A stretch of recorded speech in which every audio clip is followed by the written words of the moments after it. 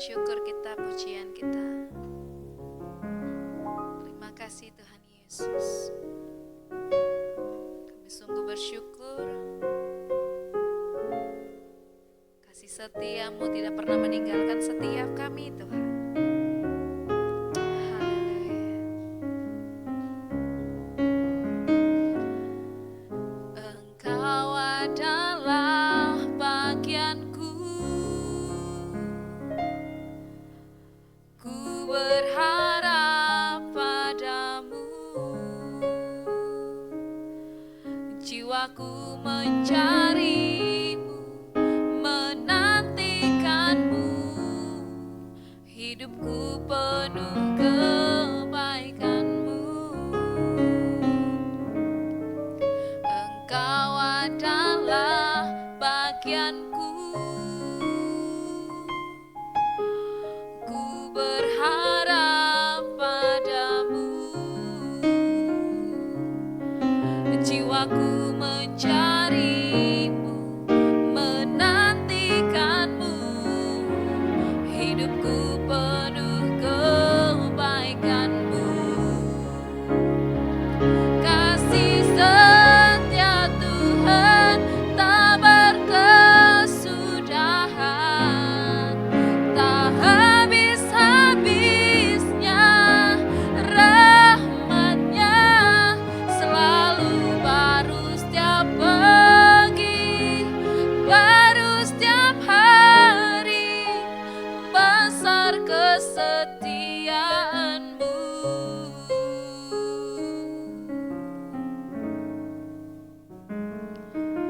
Engkau adalah bagianku. Ku berharap padamu.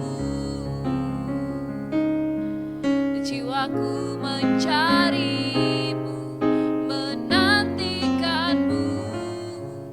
Hidupku penuh kebaikan-Mu.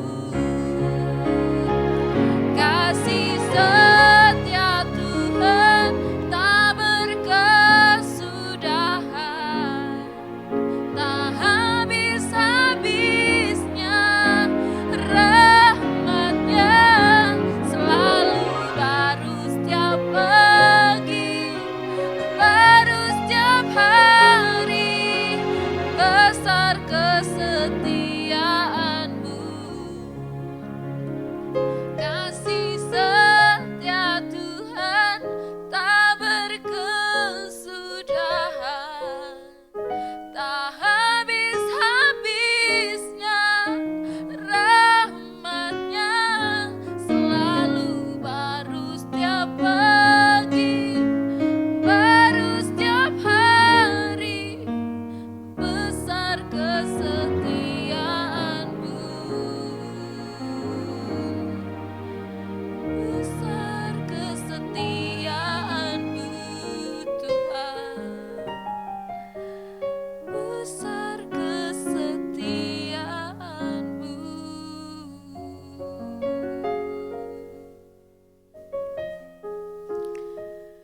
Besar setia-Mu Tuhan.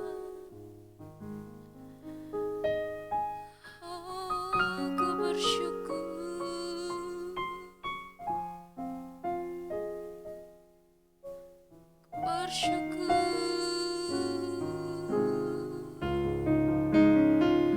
Engkau baik Tuhan. Terima kasih. Terima kasih Tuhan Yesus. Besar kasih setia-Mu atas setiap kami. Bahkan rahmat-Mu selalu baru setiap pagi, setiap hari dalam hidup kami ya Tuhan. Terima kasih Engkau mengasihi kami dengan kasih yang sungguh. Terima kasih Tuhan Yesus. Terima kasih Tuhan. Beri kami rema yang baru lewat renungan kami hari ini ya Tuhan Yesus. Terima kasih Bapa. Di dalam nama Yesus. Haleluya.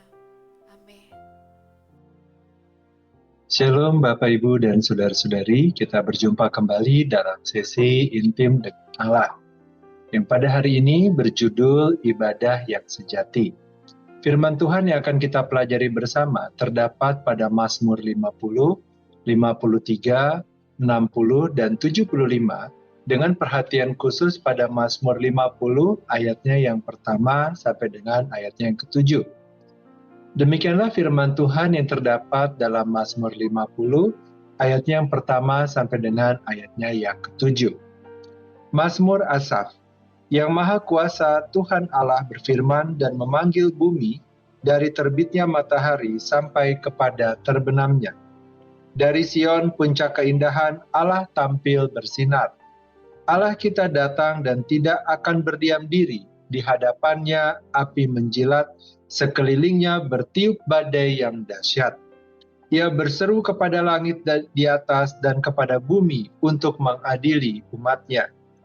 Bawalah kemari orang-orang yang kukasihi dan mengikat perjanjian dengan aku berdasarkan korban sembelihan. Langit memberitakan keadilannya, sebab Allah sendirilah hakim. Dengarlah hai umatku, aku hendak berfirman hai Israel. Aku hendak bersaksi terhadap kamu. Akulah Allah, Allahmu. Bapak, Ibu, dan Saudara-saudari, terdapat dua hal yang perlu direnungkan terlebih dahulu, yaitu adalah ibadah dan sejati. Ibadah artinya membungkukkan diri kepada Tuhan, kapan dan dimanapun kita berada. Berkata ya terhadap Tuhan dan firman-Nya. Apapun yang dipikirkan, dikatakan, dan dilakukan, semuanya seperti untuk Tuhan, bukan untuk manusia. Kolose 3 ayat 23. Nah, apa artinya seperti untuk Tuhan? Seperti untuk Tuhan artinya yang terbaik atau yang tertinggi dan atau yang terindah. Semua segi kehidupan manusia adalah ibadah terhadap Tuhan. Sementara sejati artinya murni dan asli. Jadi ibadah yang sejati artinya menundukkan pikiran, perkataan, dan perbuatan kepada Tuhan, kapan dan dimanapun berdasarkan hati nurani yang suci dan murni tanpa motif lainnya. Sebagai contoh, memberikan persembahan kepada Tuhan adalah bagian dari ibadah. Bapak, Ibu, dan Saudara-saudari, saat memberikan persembahan kepada Tuhan, hendaknya dilakukan berdasarkan kesadaran murni dan dorongan hati yang tulus dan murni sebagai ungkapan pujian, ungkapan syukur, dan penyembahan kepadanya atas kebaikan, kasih, dan kuasa-Nya. Memberi persembahan kepada Tuhan karena Ia telah mengasihi kita terlebih dahulu, karena Ia telah menyelamatkan orang-orang percaya dari kuasa dosa yang tidak dapat diselesaikan manusia.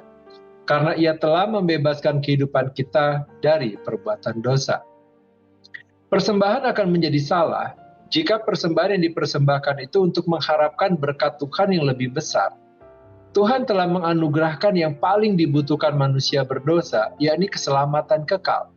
Karena itu persembahan yang diberikan bukan untuk menyogok Tuhan, untuk mendapatkan berkat yang lebih besar. Bapak, Ibu, dan Saudara-saudari, di dalam beribadah, Tuhan tidak lebih mengharapkan kambing domba, lembu sapi yang terdapat dalam kandang. Karena sejatinya Tuhanlah pemilik binatang hutan dan beribu-ribu hewan yang terdapat di gunung. Dialah pemilik segala burung di udara dan segala yang bergerak di padang. Jika Tuhan menginginkan sesuatu, Ia tidak perlu menyampaikannya kepada manusia. Tuhan bukanlah seperti seorang penguasa yang membutuhkan orang lain untuk mempersiapkan hidangan di meja makannya. Apakah daging kambing domba dapat mengenyangkan Tuhan? Apakah darah kambing jantan dapat memuaskan dahaga Tuhan? Tentu saja bukan. Di luar firman Tuhan, kita tidak akan pernah mengetahui apa yang dimaksud dengan ibadah yang sejati. Ibadah yang sejati tidak semata-mata menyangkut tentang cara dan aturan-aturan yang harus dipenuhi secara lahiriah. Ibadah yang sejati lebih mengarah kepada sikap hati yang akan tampak melalui gerak kehidupan kita. Bapak, Ibu, dan Saudara-saudari, landasan firman Tuhan tentang hal ini dapat dilihat dalam beberapa ayat. Yang pertama, Tuhan lebih melihat sikap hati manusia daripada hal lainnya. 1 Samuel 16 ayat 7. Hati adalah pusat kehidupan manusia. Munculnya kesadaran manusia berawal dari gerak hati manusia. Insyafnya seseorang dimulai dari gerak hati seseorang. Yang kedua, jagalah hatimu. Menjaga hati berarti menjaga kehidupan. Gerak hati akan terpancar ke dalam kehidupan yang nampak. Keadaan hati manusia akan terlihat pada kehidupan. Amsal 4 ayat 23. Yang ketiga, sunat hati. Yeremia 4 ayat 4. Menyunat hati artinya menjauhkan hal-hal yang bersifat duniawi dari kehidupan. Membersihkan hati dari dosa atau kebohongan, atau dari kebencian, dan atau pemberontakan terhadap Tuhan dan firman-Nya. Yang keempat, mengoyakkan hatimu, jangan pakaianmu. Yoel 2 ayat 13. Orang yang menyadari kesalahan biasanya akan terdapat hal yang dilakukan, yakni mengoyakkan pakaian di hadapan orang lain. Nah, landasan perubahan hidup paling mendasar itu terjadi di dalam hati. Makanya Nabi Yoel menggunakan istilah mengoyakkan hati yang tidak dapat dimanipulasi. Hal inilah yang menyebabkan bahwa ibadah yang sejati itu berawal dari gerak hati. Hati yang diperbaharui oleh kuat kuasa Roh Kudus. Dan hati yang diperbaharui Roh Kudus akan terpancar pada ibadah yang sejati di hadapan Tuhan. Bapak, Ibu, dan saudara-saudari, Mazmur 50 berjudul Ibadah yang Sejati. Mazmur ini disampaikan oleh Asaf. Nah, siapakah Asaf yang dimaksud? Asaf adalah ahli musik pada zaman Daud. Ia berasal dari suku Lewi, keturunan Gerson. 1 Tawarik 6 ayat 39. Ia menulis 12 Mazmur, yakni pasal 50, 70 sampai dengan 83. Dari 23 ayat yang terdapat pada pasal 50, terdapat 2 ayat yang mengarah pada ibadah yang sejati, yakni ayat 14 dan 15 demikian. Persembahkanlah syukur sebagai korban kepada Allah dan bayarlah nazarmu kepada Yang Maha Tinggi. Berserulah kepadaku pada waktu kesesakan, aku akan meluputkan engkau dan engkau akan memuliakan aku. Nah, untuk lebih jelasnya kita akan memperhatikan beberapa konten sebagai rujukan renungan hari ini. Yang pertama, mempersembahkan syukur sebagai korban kepada Tuhan. Mempersembahkan rasa syukur dari kerendahan hati, ketulusan hati, atau kesucian hati kepada Tuhan dapat menggantikan segala bentuk korban kepada Tuhan. Sebaliknya, seseorang dapat mempersembahkan kambing domba sebagai korban bakaran kepada Tuhan, tetapi hatinya jauh dari Tuhan. Tentu saja hal tersebut tidak menyenangkan hati Tuhan. Sesungguhnya mendengarkan lebih baik daripada korban sembelihan. Perhatikan, lebih baik daripada lemak domba-domba jantan. 1 Samuel 15 ayat 24. Pada teks ini terdapat kata memperhatikan. Memperhatikan artinya mengenakan firman Tuhan kepada hati, memperbaharui gerak hati dan memusatkannya dalam hati. Yang Tuhan perhatikan adalah gerak hatinya, bukan jenis persembahannya, motif hatinya, bukan ritualnya. Yang kedua, membayar apa yang dinazarkan kepada Allah yang Maha Tinggi. Membayar nazar kepada Tuhan hendaknya dilakukan dari kesadaran hati, tidak sekedar melunasi janji. Jika membayar nazar hanya dilihat sebagai pelunasan janji, nazar seperti itu tidak memiliki nilai ibadah. Yang ketiga, Tuhan akan melepaskan umatnya dari kesesakan. Yang dapat melepaskan seseorang dari kesesakan hanyalah damai sejahtera yang dari Tuhan. Bagaimana caranya mendapatkan damai sejahtera yang dari Tuhan? Syaratnya hanya satu, yakni memperhatikan dan melakukan perintah Tuhan. Mengenakan firman Tuhan ke dalam hati, merenungkan firman Tuhan dalam hati. Yang keempat, memuliakan Tuhan. Setelah mempersembahkan syukur sebagai korban kepada Tuhan, membayar nazar kepada Tuhan, maka Tuhan akan memberikan damai sejahtera dan sukacita kepada setiap orang yang melakukannya. Nah, dari pengalaman spiritual seperti itu, orang-orang percaya akan memuliakan Tuhan dalam kehidupannya. Nah, memuliakan Tuhan artinya mengembalikan segala sesuatu yang terdapat dalam kehidupan kita kepada Tuhan yang memberikannya. Setiap orang hendaknya menyadari dengan sungguh-sungguh bahwa hidup ini berasal dari Tuhan. Semua potensi yang terdapat di dalamnya bersumber dari Tuhan. Hal inilah yang menyebabkan kita mengembalikan segala sesuatu dalam kehidupan ini kepada Tuhan, menjadi kemuliaannya dan menjadi berkat bagi sesama. Bapak, Ibu, dan saudara-saudari, sebagai bahan refleksi kita bersama, mari kita merenungkan beberapa pertanyaan berikut. Yang pertama, pesan spesial apa yang direnungkan oleh Bapak, Ibu, saudara-saudari pada hari ini?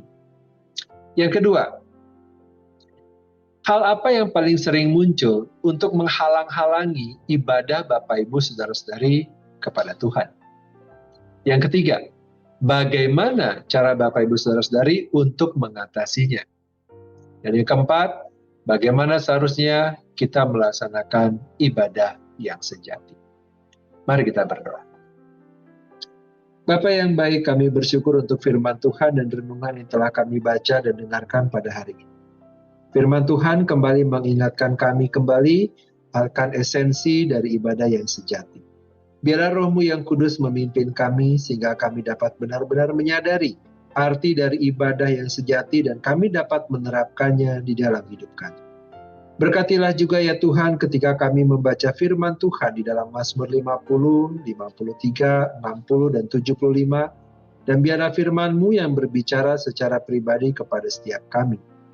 Kini kami berdoa dan memohonkan kepadamu ya Tuhan, kiranya damai sejahtera dari Allah Bapa, cinta kasih dari Tuhan Yesus, serta persekutuan dengan Allah Roh Kudus menyertai kami sampai kedatangan Tuhan yang kedua kali. Terima kasih Bapa, di dalam nama Tuhan Yesus kami berdoa. Amin. Demikianlah pembacaan firman Tuhan dan renungan pada hari ini. Sampai bertemu kembali di dalam pembacaan firman Tuhan dan renungan berikutnya. Tuhan Yesus memberkati.